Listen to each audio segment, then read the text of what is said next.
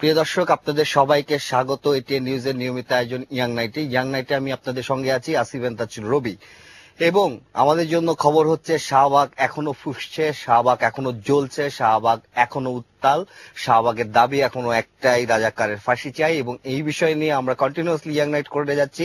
এরই ধারাবাহিকতায় আজকে আমাদের অতিথি আমরা আন্দোলনের মাঠ থেকে কিংবা রণাঙ্গন থেকে দুইজনকে তুলে নিয়ে এসেছি। আমি তাদেরকে অতিথি বলবো না, আমি বলবো আন্দোলনকারী অ্যাক্টিভিস্ট রাকিবুল বাশার রাকিব। তিনি একজন আন্দোলন কর্মী এবং ওখানকার স্বেচ্ছাসেবক হিসেবেও তিনি কাজ করছেন। এবং পলা আজিজ, তিনি ওখানকার একজন অ্যাক্টিভিস্ট এবং তিনি ম্যাজিক মুভমেন্ট নামক একটি সংগঠনের সদস্য। আপনাদের দুজনকে এত রাত্রে আমাদের মাঝে উপস্থিত হওয়ার জন্য ধন্যবাদ।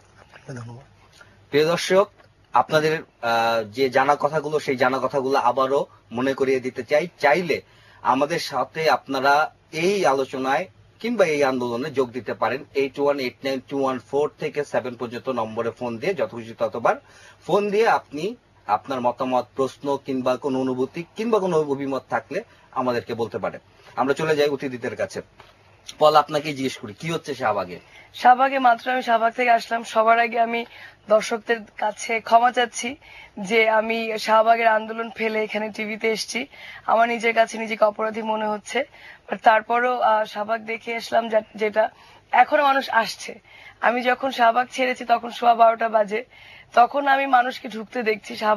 শাহবাগে লোক আসছে, শাহবাগ জমজমাট, স্লোগান চলছে, গ্রুপে গ্রুপে স্লোগান চলছে, মেইন মঞ্চে স্লোগান চলছে, লোকজনের মধ্যে স্বতঃস্ফূর্ততার কোনো অভাব নাই।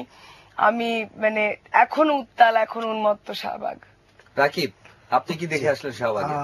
আপু যেটা বললো ঠিক একই অবস্থা। আমি তো সন্ধ্যায় যখন আমাদের মোমবাতি প্রজ্বলন হচ্ছিল, সেই মুহূর্তে শাহবাগে আমরা প্রায় 1.5 লক্ষের অধিক মানুষ ছিলাম। একটা অভূতপূর্ব দৃশ্য। এই দৃশ্য শাহবাগের সেই ওই জায়গাতেই 1.5 লক্ষ প্রদীপ জ্বলেন, এটা গোটা বাংলাদেশে জ্বলেছে। এবং বিদেশে যারা বাঙালিরা রয়েছেন বিভিন্ন দেশে, তারাও এই মোমবাতিতে জ্বালিয়েছেন একই সময়ে। এমনকি দেখলাম যে আমাদের প্রধানমন্ত্রীও জ্বালিয়েছেন। এবং আমাদের সাথে একজন দর্শকও যোগ দিয়েছেন, তার ফোনটি আমরা নিয়ে নিই। প্রিয় দর্শক, আপনার নাম এবং আপনার প্রশ্নটি সংক্ষেপে করুন। হ্যালো, জি বলুন। হ্যালো, বলুন। হ্যালো, হ্যাঁ শুনতে পাচ্ছি, আপনি বলুন আপনার প্রশ্নটি। আমি blogger Nirjhar Majumdar, blogger and online activist নেটওয়ার্কের চট্টগ্রামের কোঅর্ডিনেটর। আচ্ছা, ব্লগার নির্ঝর মজুমদার চট্টগ্রাম থেকে বলছেন। বলুন নির্ঝর, চিটাগাং কি অবস্থা? চট্টগ্রামে আমরা দেখছি যে আসলে আজকে আন্দোলনের 10ম দিনে আমরা যে মোমবাতি প্রজ্বলনের কর্মসূচি, এবং গতকালকে তো আপনারা জানেন সারা দেশব্যাপী আমাদের যেই নীরবতা পালনের কর্মসূচি ছিল। তো এই দোনোটা বিষয়ে আমরা দেখেছি যে আন্দোলন আসলে এই দুইটা কর্মসূচির পরে মানুষের জনসম্পৃক্ততাটা আরো অনেক গুণে অনেক বেশি মাত্রায় বেড়ে গেছে আর কি। আচ্ছা।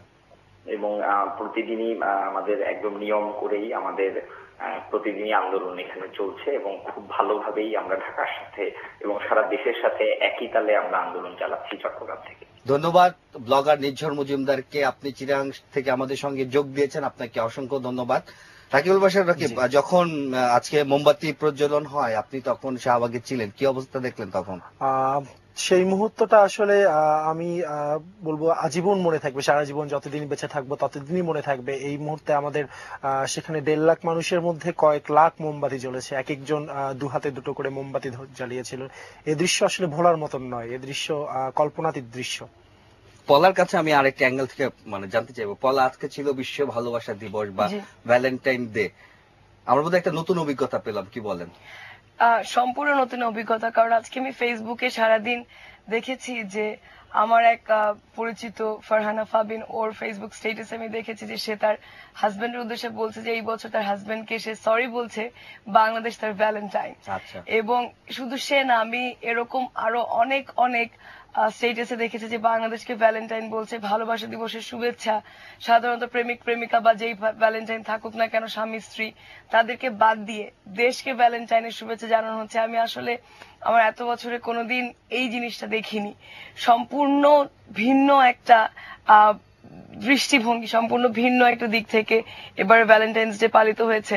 সবচেয়ে মজার যেটা হচ্ছে, গতকাল ফাগুন ছিল, আজকে ভ্যালেন্টাইন্স ডে, উৎসব মুখর এই বাঙালি শুধু যে যুদ্ধ করছে বা শুধু আনন্দ করছে তা না, যুদ্ধ বা এই আমাদের আন্দোলনের সাথে ফেস্টিভ্যালটাকে এত সুন্দর করে তারা ইনকর্পোরেট করেছে, এত সুন্দর করে তারা দুটোকে পাশাপাশি রেখেছে, সেটা সত্যি একটা খুবই মানে সবাইকে ধন্যবাদ দেওয়ার মতন একটা দর্শক মানে পলার পক্ষ থেকে আমি দর্শকদের কাছে ক্ষমা চেতে চাই যে পলা যেরকম বাজখাই গলায় কথা বলছে, তার গলা আসলে খুবই মিষ্টি, কিন্তু টানা 10 দিন চিৎকার করে তার গলার এই অবস্থা হয়েছে। এবং এখন এটা আমাদের কাছে একটা মর্যাদার বিষয় যে আমাদের গলা ভেঙেছে, মানে আমরা চিৎকার করেছি। কি বলেন রাকিবুল ভাই? হ্যাঁ, অবশ্যই। আমি তো 90-এর গণ অভ্যুত্থান দেখিনি, কিংবা জাহানারা ইমাম আম্মাজানের আন্দোলন বিরোধী গণ আদালত এটা দেখিনি। পরবর্তীতে যখন ভিডিও ফুটেজ দেখতাম তখন সেই মুহূর্তে স্লোগানের সঙ্গে গলা মেলাতাম।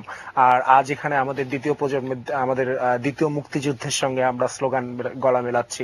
আমারও গতকাল পর্যন্ত গলার একই অবস্থা ছিল, আজ একটু অফ ছিলাম আমি স্লোগান দেয়া থেকে, এই কারণেই হয়তো গলাটা ভালো।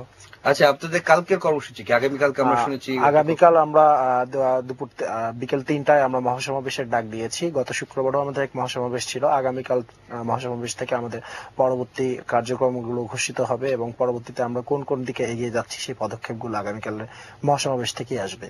আচ্ছা, আরেকজন দর্শক আমাদের সাথে ফোনে অপেক্ষা করছেন। প্রিয় দর্শক, আপনার নামটি বলুন এবং আপনার বক্তব্য অতি সংক্ষেপে, কারণ অনেকে আমাদেরকে ফোন দিচ্ছেন, সবাইকে আমরা সুযোগ দেওয়ার চেষ্টা করব। বলুন। কুমিল্লা থেকে। জি বলুন।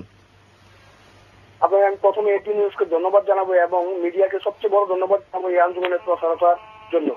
আমার প্রশ্নটা হলো, বিএনপি নবম দিনে জনগণের চাপে পড়ে যদিও একাত্মতা স্বীকার করে থাকে আন্দোলনের সাথে, তাদের আন্দোলনের এই একাত্মতার সাথে কিছু দাবি দেওয়া তারা, যেমন হলমার্ক, ডেস্টিনি, তারপর তত্ত্বাবধায়ক সরকার আন্দোলনের কিছু দাবি জুড়ে দিয়েছেন।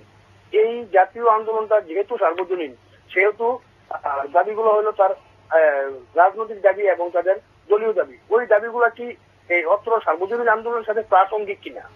ধন্যবাদ প্রিয় দর্শক। এটি আসলে খুব প্রচলিত একটি প্রশ্ন এবং এই প্রশ্নের একটি জনপ্রিয় উত্তরও আছে যে বাংলা পরীক্ষার দিন বাংলা। রাকিবুল বাসা রাকিব, এটাকে আমি অন্যভাবে বলতে যাচ্ছি। অন্যভাবে হচ্ছে যে আমি যদি গরু মাংস দিয়ে ভাত খাচ্ছি, সেই গরু মাংস দিয়ে ভাত খাওয়া অবস্থায় আমাকে ওখানে যদি ইলিশ মাছের ঝোল ঢেলে দেওয়া হয়, তাহলে কিন্তু খাবারের টেস্ট পাচ্ছি না আমরা কোনো প্রকার। আমি আপনার কাছে আসতে চাই, সেটি হচ্ছে যে এই আন্দোলনের অনেক অর্জন রয়েছে। সরকার মন্ত্রিসভার মিটিং করেছেন, তারপর জাতীয় সংসদে উঠেছে, আইন সংশোধনের একটা উদ্যোগ নেওয়া হয়েছে। এর বাইরেও কিন্তু অনেক অর্জন আছে। আজকে 10ম দিন, আমরা রাত 12টা পার করার পর 11তম দিনে পা দিলাম। অর্জনগুলো একটু বলুন। আমার অনেকগুলো অর্জন আসলে সারাদিনই মনের মধ্যে ঘুরতে থাকে। সবচেয়ে বড় কথা হচ্ছে জয় বাংলা স্লোগানটা, যে বাংলার জনগণের, সাধারণ মানুষের স্লোগান, বাংলার মানুষের মুখে মুখে এই স্লোগানটা ফিরিয়ে দেওয়ার ক্ষেত্রে এই আন্দোলনটি মানে সবচেয়ে বড় ভূমিকা রেখেছে, প্রথম।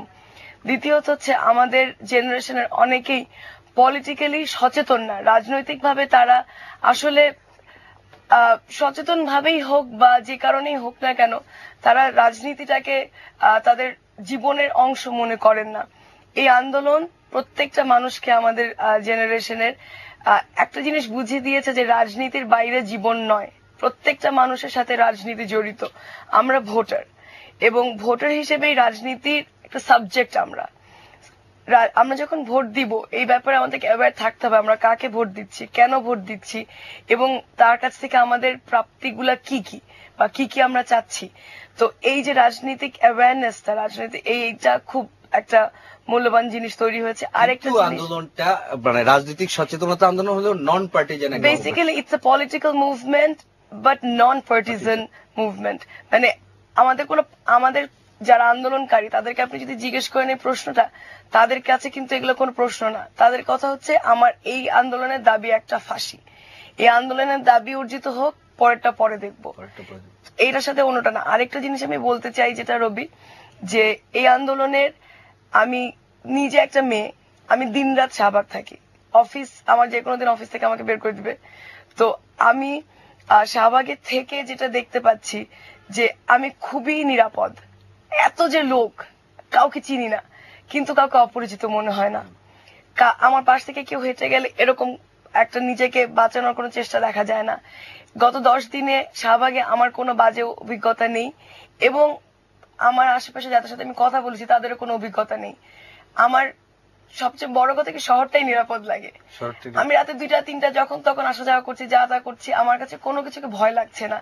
কেমন যেন একটা কারেজ, একটা সাহসিকতা, একটা মানে অনেক বেশি নিরাপদ এবং মূল্যবোধ যেন মূল্যবোধটা যেন খুব বেশি জেগেছে। কারণ আমরা যে কোনো গ্যাদারিং এ সবসময় দেখি একটা না একটা দুর্ঘটনা, ইনসিডেন্টের খবর পত্র পত্রিকায় ছাপা হয়। এখন পর্যন্ত এই মুভমেন্ট 11 দিনে গড়ালো, কোন ধরনের বাজে অভিজ্ঞতা হয়নি। এবং আমি নিজে তো থেকে দেখেছি, তখন আমার পাশে আরেকটা গ্রুপ আছে, বললেই কিন্তু গ্রুপ একসাথে হয়ে যাচ্ছি আমরা। থাকে না এরকম না যে ওদের না আমরা নিজেরা মিলে করব, এরকম না। কিন্তু এমনকি আজ দেখলাম যে আমাদের পাশের গ্রুপে হচ্ছে মোমবাতি শেষ হয়ে যাচ্ছে, আমাদের গ্রুপ থেকে মোমবাতি সরবরাহ করা হচ্ছে। আবার পাশের গ্রুপে দেখা যাচ্ছে যে কালার করবে, প্রিন্ট করার জন্য একজন আরেকজনের দিকে পানি এগিয়ে দিচ্ছে। আমরা একজন দর্শকের ফোন নিয়ে নিই, দুজনের কাছ থেকে অনুমতি নিয়ে। প্রিয় দর্শক, আপনার নামটি বলুন এবং প্রশ্নটি সংক্ষেপে। হ্যালো, জি বলুন। আসসালামু আলাইকুম, আমি হাসান মাহমুদ রনি বলছি বগুড়া থেকে। জি বলুন। আমি রাকিব সাহেবকে এখানে দেখে খুবই খুশি হলাম। রাকিব সাহেবের সঙ্গে আমার পরিচয় আছে, রাকিব সাহেব বুঝতে পেরেছে কিনা জানি না। আমরা প্রথমে তাকে পেয়েছি ফার্স্ট ডে যেদিন রায় হলো আমির মোল্লার, সেদিন ফেসবুকে আমরা একটা ইনভাইটেশন পেলাম একটা পেজ থেকে।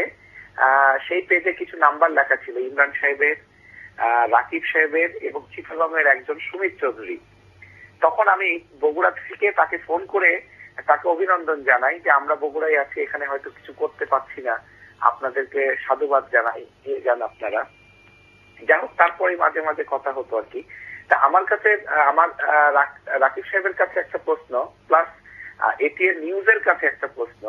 সেটা বেশ কিছুদিন আগে আমাদের বিরোধী দলীয় নেত্রী বেগম খালেদা জিয়া বগুড়ায় মিটিং করে গেলেন এবং সেখানে তিনি উদাত্ত কণ্ঠে এবং 2010 সালেও একই ঘটনার পুনরাবৃত্তি উনি ঘটিয়েছেন, যে সেখানে উনি বলেছেন যে কাদের মোল্লা এবং মতিউর রহমান নিজামী, দেলোয়ার হোসেন সাইদি তারা যুদ্ধ অপরাধী না।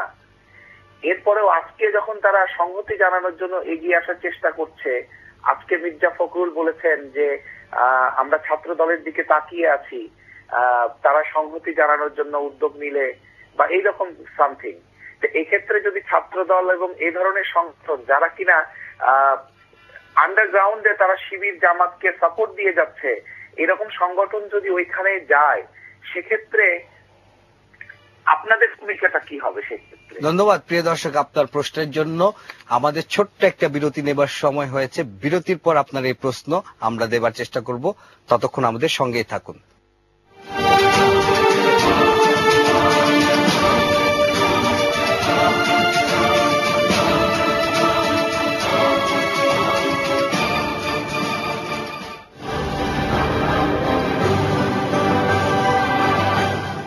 নতুন Close Up fire freeze warm gel, মুখের দুর্গন্ধ সৃষ্টিকারী জীবাণুর সাথে লড়াই করে, আর কুল জেলের শীতলতা আপনাকে দেয় সতেজতা।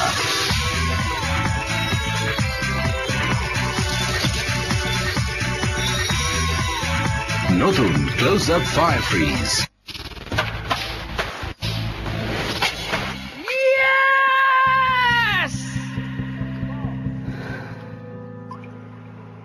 রেডি হয়ে যা, শীঘ্রই বাংলাদেশ টিম, ফেম, ফ্যান্স সব তোর পিছনে ছুটবে অটোগ্রাফের জন্য। ফটোগ্রাফ, অটোগ্রাফের দিন শেষ। তাই fair and lovely max fairness, যাদের সাধারণ ফেয়ারনেস ক্রিমের থেকে দ্বিগুণ রেজাল্ট। ভাই পিছে থাক, তোর সিনিয়র আমি। Fair and lovely max fairness, দ্বিগুণ result. Age robs skin of its natural glow.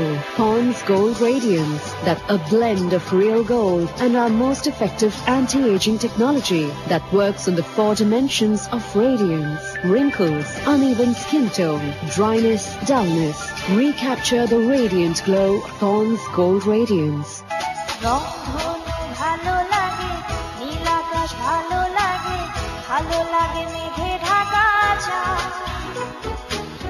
শীঘ্রই আসছে ক্লোজ আপ ওয়ান মৌলিক গানের রাউন্ড। আজই তোমার লেখা গানটি পাঠিয়ে দাও ক্লোজ আপ ওয়ানে, জিপিও বক্স 4034 নম্বরে, বিস্তারিত পত্রিকায়।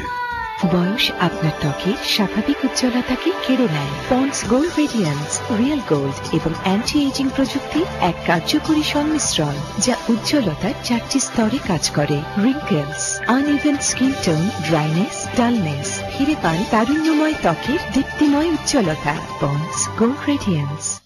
এটা ময়লা পানি, আর এটা অ্যাক্টিভেটেড কার্বন, যাতে আছে ব্ল্যাকের শক্তি, যা সবচেয়ে বাজে কালো ময়লাটিকেও শুষে নেয়।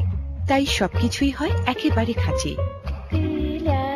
এটাই প্রথম পন্ডস ফেস ওয়াশ অ্যাক্টিভেটেড কার্বনের সাথে, যা সবচেয়ে বাজে কালো ময়লাটিকেও বের করে দেয় বলে প্রমাণিত।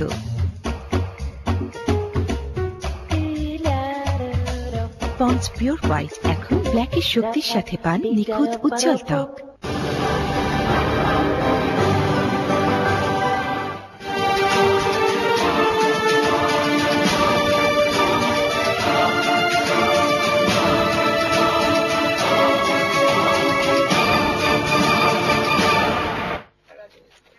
প্রিয় দর্শক, আবারও স্বাগত ইয়াং নাইটে। শাহবাগ এখনো ফুসছে, ইয়াং নাইট এখনো চলছে এবং আন্দোলনের মাঠ থেকে 2 কর্মীকে আমরা উঠিয়ে নিয়ে এসেছি। আজকে বিরতির শুরুতেই আপনাদেরকে দেখাবো, আজকে আমাদের সন্ধ্যা 7টায় মোমবাতি প্রজ্বলন কর্মসূচি ছিল, সেই অসাধারণ দৃশ্য যেটি দেখে বাঙালির জীবন ধন্য হয়েছে, এ প্রজন্মের তরুণদের জীবন ধন্য হতে পারে, সেই মোমবাতি প্রজ্বলনের খানিকটা দৃশ্য আমরা এখন দেখব। যুদ্ধাপরাধীদের ফাঁসির দাবিতে একাট্টা সারা দেশ, পুরো জাতি যেন আলোর পথের যাত্রী। শাহবাগে স্বাধীনতা প্রজন্ম চত্বরে পূর্ব ঘোষিত বৃহস্পতিবার সন্ধ্যা 7টার মোমবাতি প্রজ্বলন কর্মসূচিতে অংশ নেন হাজার হাজার মানুষ। মুহূর্তেই শাহবাগের আলোয় যেন আলোকিত হয় পুরো দেশ। যুদ্ধাপরাধীদের ফাঁসির দাবিতে এবার ফাগুনে হাতে মোমের আগুনে প্রতিবাদের ফুলকি ঝরিয়েছে লাখো জনতা। প্রতিবাদের সেই অগ্নিশিখা পৌঁছেছে অমর একুশে বইমেলায়ও। একই দাবিতে বঙ্গবন্ধু অ্যাভিনিউতেও মোমবাতি জ্বালানো হয়। মোমবাতি জ্বালানো হয় কেন্দ্রীয় শহীদ মিনারে সম্মিলিত সাংস্কৃতিক জোটের অনুষ্ঠানেও। কারওয়ান বাজারে মোমবাতি প্রজ্বলন কর্মসূচিতে অংশ নেন এটিএন নিউজ এবং এটিএন বাংলার সংবাদকর্মী, কর্মকর্তা আর কর্মচারীরা। শাহবাগের তরুণ প্রজন্মের ডাকে সাড়া দিয়ে জাতীয় সংসদ ভবনের সামনে মোমবাতি হাতে কর্মসূচিতে একাত্মতা প্রকাশ করেন সংসদ সদস্য, সংসদের কর্মকর্তা আর কর্মচারীরাও। প্রিয় দর্শক, আমরা দেখলাম কিভাবে আজকে গোটা বাংলাদেশ আলোকিত হয়ে উঠলো। আমরা এরকম আলোকিত বাংলাদেশের স্বপ্ন দেখি, এরকম প্রজ্বলিত বাংলাদেশের স্বপ্ন দেখি এবং তরুণদের পক্ষে যে এটি করা সম্ভব, তরুণ এটি দেখিয়ে দিয়েছে। রাকিবুল বাসার, রাকিব, বিরতির ওপারে আপনার কাছে একজন দর্শক জানতে চেয়েছিলেন, তিনি একটা রাজনৈতিক বক্তব্যের উত্তর আপনার কাছে জানতে চেয়েছেন। আপনি ব্যাপারটা হচ্ছে আমি এখানে রাজনৈতিক কোনো বক্তব্য দিতে চাচ্ছি না। রাজনৈতিক দলগুলো আমরা আগে থেকেই দেখে এসেছি, গত 42 বছরে আমরা দেখে এসেছি সব রাজনৈতিক দলই এক। সো আমরা এখানে কোনো রাজনৈতিক বক্তব্য আমাদের এড়িয়ে যাওয়াটাই বেটার হবে মনে করছি। তবে দাবি নিয়ে যে কেউ বাধা নেই, যে কেউ যদি আসতে চায়, স্বতঃস্ফূর্ত ভাবে আসতে চায়, তবে আমাদের সঙ্গে কিছু যোগ করতে চান? আমার মতে আমাদের দাবি একটা, যুদ্ধাপরাধীদের ফাঁসি চাই। এর সাথে যে একাত্মতা ঘোষণা করবে সেই আমাদের সাথে সামিল হতে পারবে। তবে আমাদের সবাইকে সজাগ থাকতে হবে যেন এর ফাঁকে কেউ আমাদের মধ্যে কোনো বিভেদ সৃষ্টি না করে। সেটা যে কোনো পার্টি করবে, কেউ করবে তা না, ইন্ডিভিজুয়ালও কারো এজেন্ডা ডিফারেন্ট থাকতে পারে। সজাগ থাকাটাই ভালো, কিন্তু যেই আসবে সেই তাকে আমরা স্বাগত জানাই।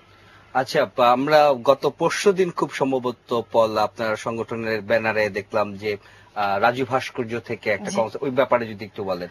আসলে আমরা একটু ম্যাজিক মুভমেন্ট সম্পর্কে একটুখানি বলি। আমরা প্রতীকী প্রতিবাদ করি। আমরা এবার শাহবাগের আন্দোলনের ঠিক মাঝখানে একটা ছোট খাঁচা বানিয়েছি যে মৌলবাদের বিরুদ্ধে বাংলাদেশ রুখে দাঁড়াতে চায়, মৌলবাদ ভেঙে বেরিয়ে আসতে চায় বাংলাদেশ। প্রতীক হিসেবে খাঁচা বানিয়েছি। তারই একটা ফলো আপ হিসেবে আমরা একটা কনসার্টের মতন, কনসার্ট ঠিক না, একটা জাগরণের গানের মতন একটা আয়োজন করেছিলাম। তো রাজু ভাস্কর্যের পাদদেশে অনুষ্ঠানটা হয়েছিল। সেখানে আমরা আমন্ত্রণ জানিয়েছিলাম এবং আমাদের সাথে স্বতঃস্ফূর্তভাবে সাড়া দিয়েছিলেন বিভিন্ন বাংলাদেশের প্রথম সারির সকল সঙ্গীত শিল্পী। তো অনুষ্ঠানটা খুব সুন্দর হয়েছিল, খুবই সুন্দরভাবে সবাই পার্টিসিপেট করেছিল, অনেক দর্শক হয়েছিল। আসলে যেটা হয়েছে কি, ওখানে সবাই তো স্লোগান দিচ্ছে, বসে থাকছে, মানুষকে কিন্তু অ্যাক্টিভিটিস দিতে হয়, তাহলে খামোখা একটা মানুষ কতক্ষণ বসে থাকবে। আমি ওখানে দেখেছি বাদামের খোসা দিয়ে মানুষ জয় বাংলা লিখছে, ডাবের খোসা দিয়ে জয় বাংলা লিখছে, মানে পড়ে থাকা কাগজ দিয়ে জয় বাংলা লিখছে। ঠিক ওরকমই একটা অ্যাক্টিভিটি হচ্ছে আমাদের এই গানের। সেখানে নায়ক অনন্ত এবং বর্ষাও এসেছে, নায়ক অনন্ত বর্ষা এসেছিল। এবং অনন্ত একা আসেননি, তিনি তার গার্মেন্টস এর, আমি কোথায় যেন পড়লাম, 500 কর্মী নিয়ে এসেছেন। তাকে খুবই আমরা ধন্যবাদ জানাই। বর্ষা একটা অসম্ভব সুন্দর কথা বলেছে। সে বলেছে যে রাজাকাররা না থাকলে 9 মাসের যুদ্ধ 9 দিনে সম্ভব হতো। আমি আসলেও মানে ইমোশনালি আমিও এটাই মনে করি যে রাজাকারদের সহযোগিতা না পেলে হয়তোবা আমরা আরো তাড়াতাড়ি স্বাধীনতাটা লাভ করতে পারতাম। আপনাদের অনুমতি নিয়ে আরেকটা ফোন নেব। প্রিয় দর্শক, আপনার নামটি বলুন এবং আপনার প্রশ্ন। আমি সজীব রংপুর থেকে বলছি। জি বলুন। আমার প্রশ্ন হচ্ছে যে আমাদের এই আন্দোলনকে অনেকেই বিভ্রান্ত করার জন্য বিভিন্ন অনেকেই বলতেছে যে আমরা হলমার্কসের বিষয়টা কেন নিয়ে আসতেছি না, দুর্নীতির বিষয়টা কেন নিয়ে আসতেছি না, এই ধরনের বিভিন্ন ইস্যু অনেক সিনিয়ররা করতেছে। আমি বলতে চাই যে আসলে আমাদের ইস্যু হচ্ছে একটাই, আমরা ফাঁসি চাই, আমরা অন্য কোনো দাবি নিয়ে আসিনি, আমরা আগে এটাই চাই। এই ব্যাপারে আমি একটু মতামত চাচ্ছি। আচ্ছা, ধন্যবাদ আপনাকে। আমরা এই ব্যাপারটাই কথা বলছিলাম যে আমরা আসলে এখানে যদি বাংলা পরীক্ষা দিতে আসি আজকে ভূগোল বিষয় নিয়ে কথা বলবো না। খুবই পপুলার হয়েছে এই ফ্রেজটা। আসলে আমি রাকিব আমার থেকে অনেক জুনিয়র, আমি রাকিব একটা জেনারেশনকে রিপ্রেজেন্ট করছে, আমি একটা জেনারেশনকে রিপ্রেজেন্ট করছি।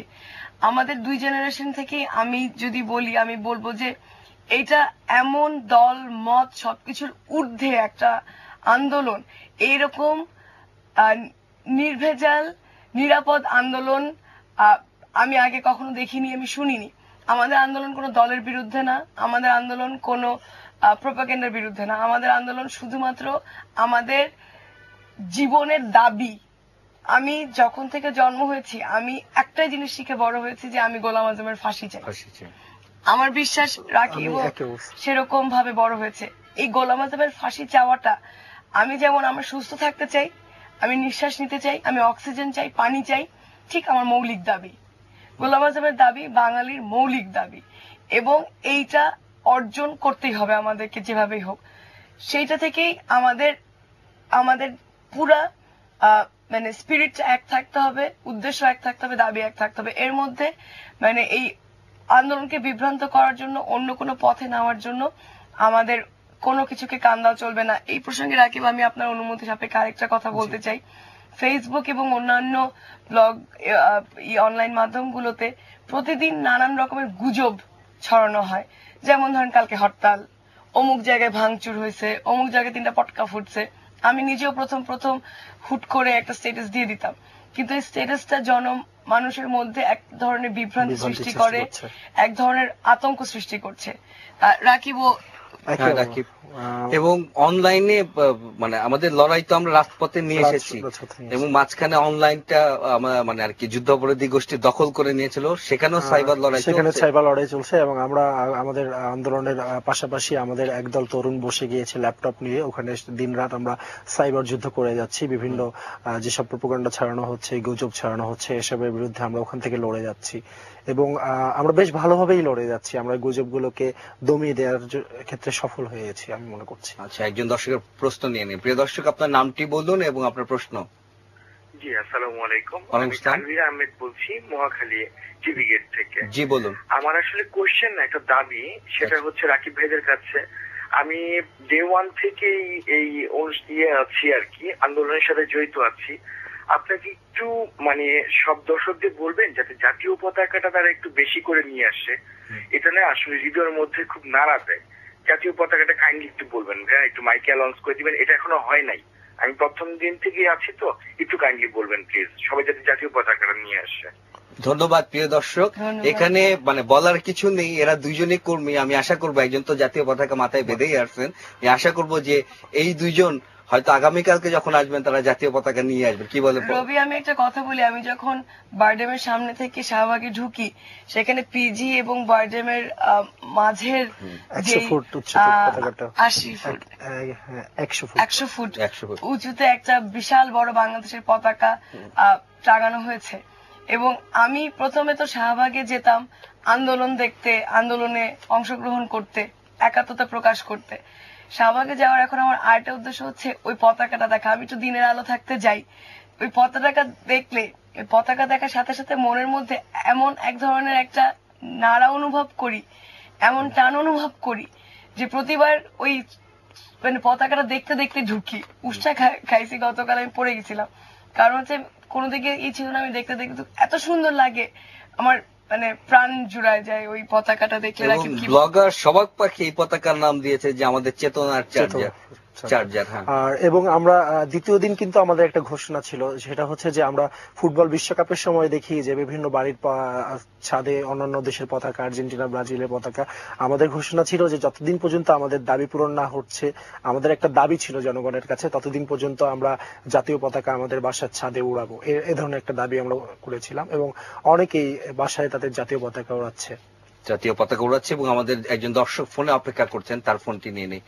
প্রিয় দর্শক, আপনার প্রশ্নটি করুন এবং আপনার পরিচয় দিন। আচ্ছা, লাইনটি কেটে গেছে, আমাদের বিরতি নেবার ওইটি সময় এসে গেছে। আমরা বিরতির পর আবার ফিরে আসছি। প্রিয় দর্শক, আপনি আবার চেষ্টা করুন। ছোট্ট একটা বিরতির পর আবার ফিরে আসছি। চলছে শাহবাগের আন্দোলন, চলছে ইয়াং নাইট। ততক্ষণ আমাদের সঙ্গেই থাকুন।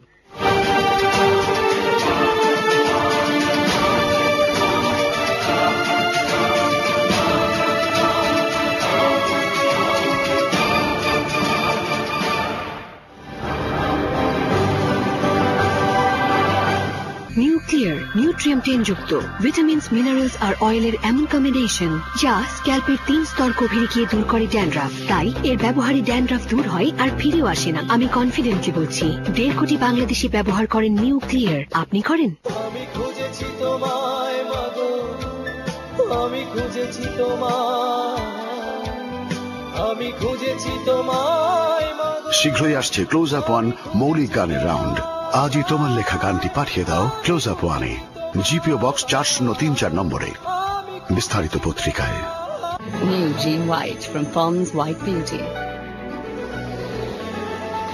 A first cream that adapts to your skin for spotless radiance. New Gene White from Pond's White Beauty. কোথা থেকে যে আসে রা?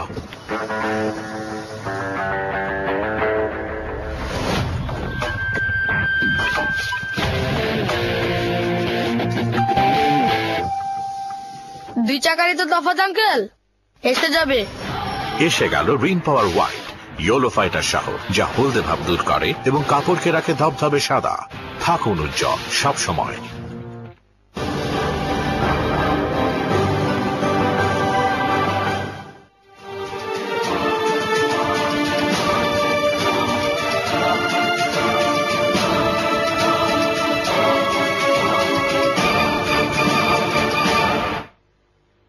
প্রিয় দর্শক, আবারও স্বাগত ইয়াং নাইটে। ইয়াং নাইটে আপনাদের সঙ্গে আছে আমি আসিফ ইমতাজ রবি, এবং আন্দোলন থেকে ধরে নিয়ে এসেছি 2 তরুণ তরুণীকে, রাকিবুল বাশার রাকিব এবং পলাদিসকে, এবং আমরা শাহবাগ নিয়ে কথা বলছি, প্রজন্ম চত্বর নিয়ে কথা বলছি।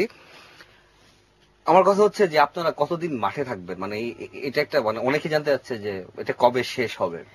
আসলে আমরা যখন আমাদের বাবা মারা যখন যুদ্ধ করেছিল 71 সালে, তারা যুদ্ধ যখন ঝাঁপিয়ে পড়েছিল, তারা জানতো না যে এটা 9 দিনের যুদ্ধ, 9 সপ্তাহের যুদ্ধ না 9 মাসের যুদ্ধ।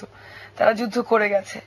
এখন এই আন্দোলন কিন্তু খুবই ইমোশনালি, মানে একটা কি বলবো যে ইমোশনালি স্পিরিটেড একটা আন্দোলন, এবং এইটা কেউ মাঠে না থাকলে স্বতঃস্ফূর্ততা সম্পর্কে বোঝা সম্ভব না। আপনি যদি আজকে আহ্বায়ক যদি আজকে বন্ধ ঘোষণা করে দেয়, আমার বিশ্বাস আন্দোলন বন্ধ হবে না। মাঠ ছেড়ে সাধারণ জনতা মাঠ ছেড়ে যাবে না, এটা আমার বিশ্বাস। তো এই আন্দোলন কতদিন চলবে আমি জানি না, তবে আমি আন্দোলনকারী হিসেবে বলতে পারি যে ফাঁসি না হওয়া পর্যন্ত তো আমি মাঠ ছাড়বো না। আমারও একই কথা। আমরা দাবি নিয়ে এসেছি, ফাঁসির দাবি নিয়ে এসেছি। যতদিন না পর্যন্ত আমাদের দাবি পূরণ হচ্ছে, আমরা মাঠে থাকবো এবং আন্দোলন চালিয়ে যাব। সেখানে কোনো প্রকার বাধা আসুক, কোনো বিপত্তি আসুক, আমরা সেই বাধা বিপত্তির মাঝেও আমরা আন্দোলন চালিয়ে যাওয়ার জন্য প্রস্তুত রয়েছি। এবং আমাদের এখানে একটা বড় অর্জন আছে, সেটা হচ্ছে যে এতদিন মানুষ খুব ভয়ে থাকতো, নিরাপদ দূরত্ব থেকে তারা মানে হয়তো প্রতিবাদ করতো না, তারা হয়তো অন্যদিকে মুখ ঘুরিয়ে থাকতো। এটা বোধহয় একটা গণজাগরণেরও সময়। মানে গণজাগরণ আমি জিনিসটা দেখি যে ধরেন কেউ কোনো ব্যক্তিগত কারণে শাহবাগে আসতে পারছে না, সে আমাকে ফোন করে জানাচ্ছে যে আচ্ছা তোমাদের ওখানে আজকে রাতের স্যান্ডউইচ গুলো আমি পাঠিয়ে দেই, বা তোমার কি কোনো কিছু লাগবে, মোমবাতি গুলো পাঠিয়ে দেই, কাগজগুলো কিনে পাঠাই। মানে প্রত্যেকটা মানুষ শাহবাগের সাথে সম্পৃক্ত থাকাটাকে নিজস্ব সেলফ প্রাইড হিসেবে নিচ্ছে। মানে প্রত্যেকটা মানুষ যে কোনো ভাবে হোক না কেন, ফেসবুকে স্ট্যাটাস দিয়ে হোক, পোস্ট শেয়ার করে হোক, ব্লগ লিখে হোক, এটা নিয়ে আলোচনা করে হোক, মানে সারাক্ষণ শাহবাগের মধ্যে থাকাটাকে মানুষজন একটা ব্যক্তিগত গর্ববোধের জায়গায় নিয়ে গেছে। রাকিব কি বলে? এটাই একই অবস্থা। এবং আমরা দেখছি যে আমাদের খাবারের ব্যাপারটা, খাবার আমাদের কোথা থেকে আসছে আমরা কেউই জানি না। আমরা আন্দোলন করছি, মাঝখানে আমাদের খাবার চলে আসছে। ফজর হয়ে গেছে, আমরা যারা বসে বসে স্লোগান দিচ্ছি, বিভিন্ন দলে বিভক্ত হয়ে বসে আছি, তাদের মাঝে কলা, রুটি, পানি চলে আসছে। এগুলো কোথায় থেকে আসছে? এটা জনগণ পাঠাচ্ছে আমাদের জন্য। আমাদের কোনো রাজনৈতিক দল সহায়তা করছেন না, কিংবা কোথাও থেকে আমাদের সহায়তা আসছে না। জনগণের সহায়তাতেই আমাদের আন্দোলন চলছে। ধন্যবাদ। আমি একটা ফোন নিয়ে নিই। প্রিয় দর্শক, আপনার মানে আমরা অনুষ্ঠানের একদম শেষের দিকে আপনার বক্তব্য অথবা প্রশ্নটি আপনার পরিচয় দিয়ে সংক্ষেপে করুন। আসসালামু আলাইকুম। ওয়ালাইকুম আসসালাম। ভাই আমি কুমিল্লা থেকে ত্রিনাথ বলছিলাম। জি। আজকে যে মোমবাতি প্রজ্বলনের মাধ্যমে এই দাবিদারদের কাছে, অর্থাৎ যারা দাবি করছে প্রজন্মের কাছে আর কি, প্রজন্মদের মনের আলো তারা আলোকিত করেছে। কিন্তু আমার দাবি হইল যে এই প্রজন্মের আলোটা যেন মানুষের মন আলোকিত করে, কিন্তু প্রজন্মের যে অগ্নির আগুনটা যাতে ওই যাদের জন্য দাবি তাদের গায়ে লাগুক। হ্যাঁ, এটাই আমার প্রশ্ন। আর প্রশ্ন হলো জয় বাংলা স্লোগানটাকে সার্বজনীন ভাবে কোন দলের না করে আপনারা এই জয় বাংলা স্লোগানকে একটা জায়গায় প্রতিষ্ঠিত করবেন, সেটা আমার দাবি আপনাদের কাছে। এটা বোধহয় প্রতিষ্ঠিত হয়ে গেছে অলরেডি। প্রথম আমি দেখলাম, মানে আমার জীবদ্দশায়, ছোট্ট জীবদ্দশায়, যে জয় বাংলা স্লোগানটি সাধারণ মানুষের স্লোগানে পরিণত হয়েছে। যদি কিছু বলতে চান, অ্যাড করতে চান। আমি আজ বাসে যখন ফিরছিলাম তখন দেখছি ছোট বাচ্চা তার বাবার সঙ্গে শাহবাগে গিয়েছিল, সেও বাসের মধ্যেই জয় বাংলা বলছে। এবং গতকাল হয়েছিল শাহবাগের মাঝে আমরা যখন বসে আছি, হঠাৎ আমাদের পাশে একজন ঘুমিয়েছিলেন একটু, সে রাত্রেবেলা চিৎকার করে উঠলো জয় বাংলা বলে। আমরা তার দিকে তাকিয়ে দেখি সে ঘুম থেকে উঠলো জয় বাংলা চিৎকার করে। এটি একটা বড় আমার ছেলে আমাকে শাহবাগে যাওয়ার সময় তাকে নিয়ে গিয়েছিলাম আমি, তো আমি যখন বের হই শাহবাগে যাওয়ার উদ্দেশ্যে, সে আমাকে জিজ্ঞেস করে, মা কই যাচ্ছ? জয় বাংলা বলতে যাচ্ছ? জয় বাংলায় যাচ্ছ? জয় বাংলা একটা জাগরণ। জয় বাংলা আমাদের এই যে বাঙালি, আমরা যে বাঙালি, আমরা বাংলাদেশি, এই জাগরণটার জন্য কিন্তু জয় বাংলা খুবই এসেনশিয়াল পার্ট। আমাদের পতাকাটা যেমন আমাদের মনের একদম গভীরে, জয় বাংলাটাও কিন্তু আমাদের মনের গভীরে। জয় বাংলা বলার সাথে সাথে মানে যেন মিলেমিশে যায়। এবং জনসমুদ্র নিয়ে একটা কথা বলতে চাই। পলিটিক্যাল পার্টি বড় বড় মহাসমাবেশের আয়োজন করে এবং শোনা যায় যেগুলো টাকা ভাড়া করে তারপর লোক আনা হয়, এবং আমরা তো কন্টিনিউয়াসলি সেখানে থাকছি। আমরা দেখছি হাজার হাজার মানুষ, আমাদের বন্ধু বান্ধব স্বজন আসছেন কোনো টাকা পয়সা ছাড়া। এই ব্যাপারে যদি পলা কিছু বলতেন। মাঝে মধ্যে তো আমার সাফোকেটিং লাগে, মানে দম নেওয়ার জায়গাটা পর্যন্ত থাকে না, এত লোক থাকে, আমি ঘুরতে পারি না। অথচ শুরুর দিন পলা খেয়াল আছে, একদম শুরুর দিন আমরা যখন শুরু করি দুপুর 3:30টায়, ঠিক আছে, আমরা একটু ভাবছিলাম যে আরেকটু লোক হলো বোধহয় ভালো। প্রথমত তো আমরা মাত্র 10-15 জন আমরা শুরু করেছিলাম, স্লোগান লেখা শুরু করেছিলাম। পরবর্তীতে আমরা যখন লাইনে দাঁড়ানো শুরু করলাম তখনই মানুষরা আসা শুরু করে। আমি যখন মানে সেদিন হরতাল ছিল, আমি অফিসে ছিলাম, তো অফিস থেকে আমরা মানে যখন রায় ঘোষণা হলো তখন থেকে তো ফুসছি।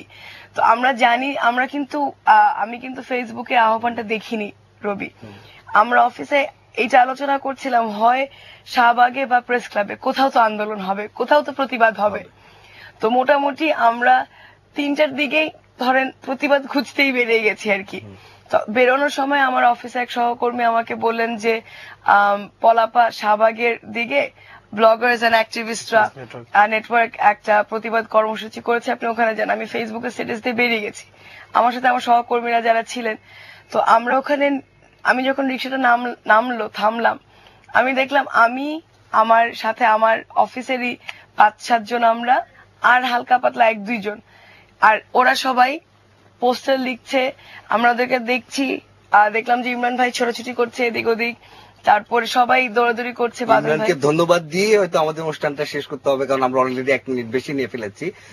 ইমরানকে ধন্যবাদ, আমাদের এই ইয়াং নাইটের পক্ষ থেকে, আমাদের এই তিনজন পক্ষ থেকে লাকি আক্তার, বাংলাদেশের প্রত্যেকটা মানুষ লাকি আক্তার এবং ইমরান হয়ে উঠুক এই কামনা জানিয়ে ইয়াং নাইট আজকের মতো শেষ করছি। আপনারা ভালো থাকুন, সুস্থ থাকুন, নিরাপদে থাকুন।